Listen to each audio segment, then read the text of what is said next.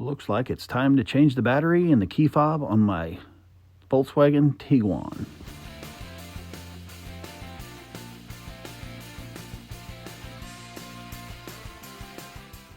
So this is my key fob, and I'm going to start out. This is the easiest way I've found to change the battery in the key fob.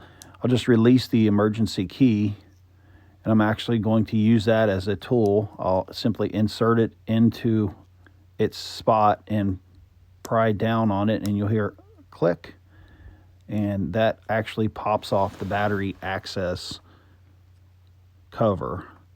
Once that's off, I just pull it open and it comes right off. Now the battery inside is a CR2032. I'm going to use a screwdriver just to pop it out, and you'll see it just pops right out. And I have my new battery. Slide it in, push it into place, and you can see that it is a CR2032. And then to put the cap back on, just reverse the process. I'm going to hook it on this side and then snap it closed over here. And then I can insert my key and I'm good to go. So that's how you change the battery and the key fob in a Volkswagen Tiguan. If you like this video, make sure to hit that bell icon and be sure to subscribe. I'm How To Bob. Thanks for watching.